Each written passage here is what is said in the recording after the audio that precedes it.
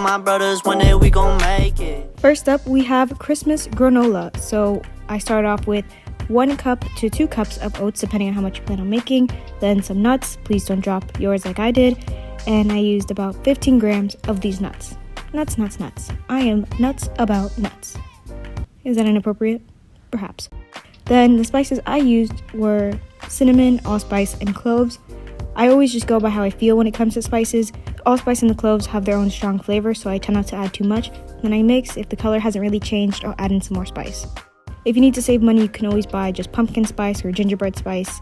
Anything like that type of spice mix, and it could be helpful too. Then you add in whatever sugar you want. You can use coconut sugar, monkfruit, actual sugar, stevia, but you should probably look for a liquid sweetener like maple syrup or liquid allulose, because that's what's going to give you those clusters. And if you don't have them, then you can definitely use protein powder.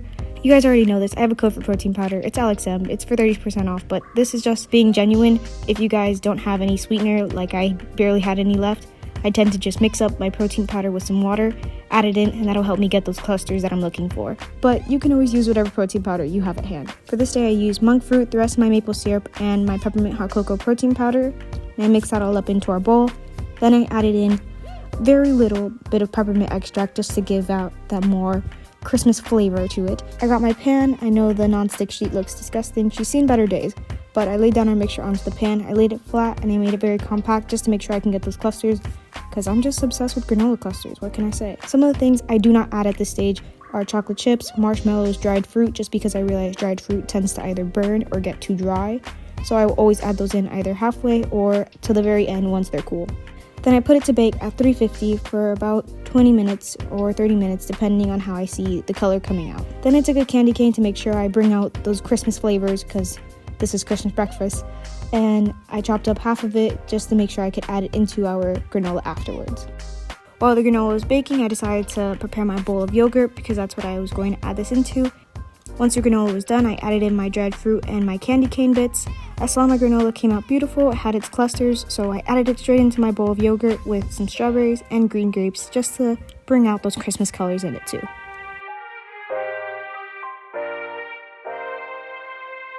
Then our second breakfast is croissant casserole.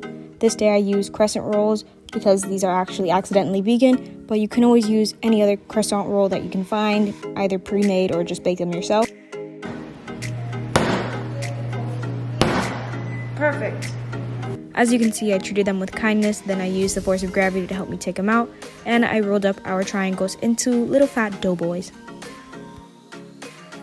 The vegetables I used for this croissant casserole were spinach, the red pepper, red onion, and this frozen mix, but you can obviously use whatever veggies you want. You can use pre-cooked, frozen, or fresh, any vegetable you want: garlic, peppers, zucchini, Brussels sprouts, mushrooms.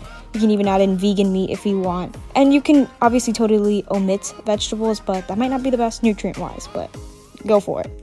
What I'm using to give it that egg texture is medium to soft tofu. You can even use silken if you want, and some chickpea flour. I highly suggest you don't try and sub out the chickpea flour because it's kind of quintessential to make sure it doesn't take too long to bake. My spices were this umami seasoning from Trader Joe's, turmeric to give it that yellow color, garlic powder, and also nutritional yeast.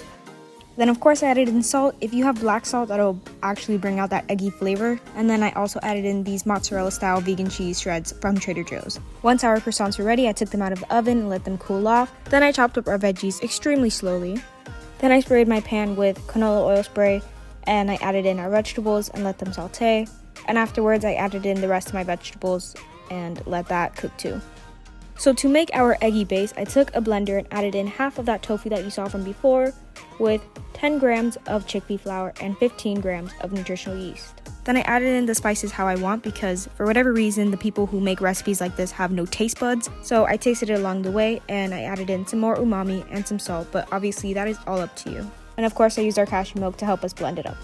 The chickpea flour has its own odd taste, so I definitely had to add in a fair amount of seasonings, especially the umami seasoning, so if you can, I highly suggest getting that. Then once I saw our croissants or crescent rolls were done, I chopped them up and I put half on the bottom of our casserole dish and half on top. And definitely do not forget to spray your dish with some oil or to rub some oil on it to make sure it doesn't stick too hard. I took our veggies from earlier and I added it into our mixture and mixed it up and then added it into my dish. I highly suggest you use a dish that's less deep than this one and a bit more shallow because it'll help it cook thoroughly and you don't have to wait as long for it to cook. And finally, I added in the rest of our croissants and some of the vegan cheese. There is our casserole. As you can see, she looks beautiful. So beautiful, so perfect, so beautiful and perfect.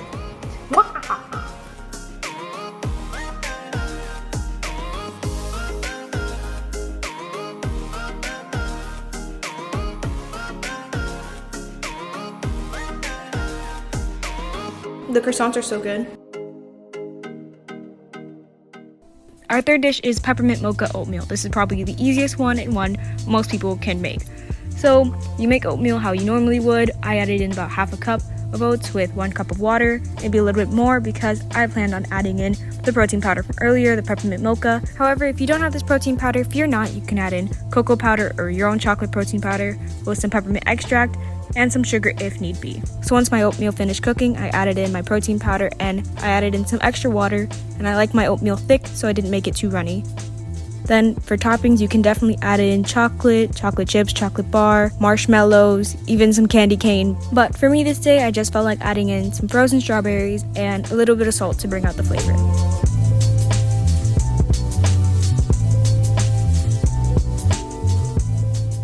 Our fourth dish are egg muffins, which actually have the same base of tofu and chickpea flour as our casserole. And I did indeed make both these the same day. And I had my choice of vegetables. You can definitely choose whatever vegetables you want. And for my spices, I used turmeric, garlic powder, and some onion powder with some salt, nutritional yeast, and cashew milk to make sure I can blend it. So I chopped up my pepper in an extremely fast manner and I sauteed it up. And then I microwaved the rest of my vegetables and I mixed them all up together.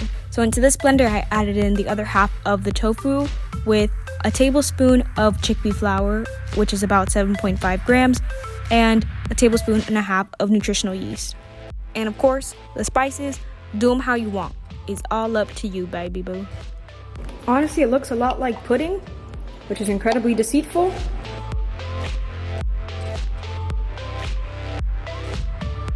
More inappropriate jokes to be made. That's what good mac and cheese sounds like. Then into a dish that I just realized I did not spray oil or anything into, I added in our mixture and it made enough for 6 small little muffins, and I added it into the oven for 350 at about 35 minutes actually instead of 25 minutes. But check yours just to make sure.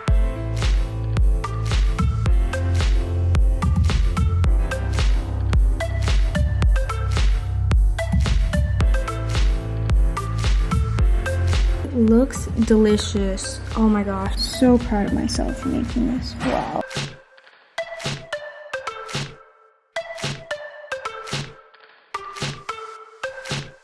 Our last and final dish are red and green pancakes, which I had the most fun making because I had my boyfriend as my sous chef. And for our ingredients, you will need oats, salt, monkfruit sweetener or whatever sweetener of your choice, some type of food coloring. We had gel food coloring to make it red and green, but of course you can use natural ingredients like strawberries and spinach and add it to a blender. We use guar gum to make it thick, but you can obviously use chia seed eggs or flaxseed eggs, bananas, applesauce, anything as your vegan egg replacement. Then we had cashew milk, but of course any non-dairy milk works just fine. Then we use protein powder because protein pancakes are superior. Use the code for protein powder if you want, or just use what you have at home, or omit it completely if you want. So I measured out exactly 100 grams of oats, and then I blended it into the blender to make it oat flour. And of course you can use whatever flour you want, and you can switch it out if need be. Look at that. Ooh, that is a lot of flour. Then I add in 2 scoops of protein powder because I was making enough for 2 people, and as you can see, my boyfriend's lovely face. Then I add in our guar gum. Please do not add too much. I add in literally half a teaspoon because if not, it'll get way too thick. Make sure it's well incorporated or whatever. It's Dr. Doofenshmirtz will incorporate. Yes, exactly.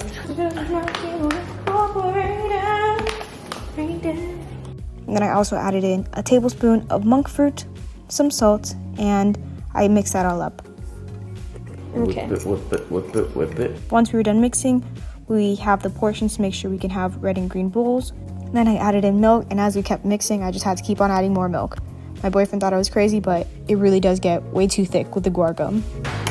You want to add more liquid, yes? Okay. Or no? I don't know. Yeah, more than you think. And we took our red and green food dye and we just kept on adding it in until it looked fine. No measurements or anything. We just kept going until it looked like you could find this at the North Pole. Then we gave our batter a little taste test. Tastes like oatmeal. I was gonna say, oh, I have this for breakfast. For our first few pancakes, we used this canola oil spray, but eventually we did end up using vegan butter. Then we poured our pancakes together. I did get annoyed with him at first, but his actually turned out the best, which I'm very proud of him for.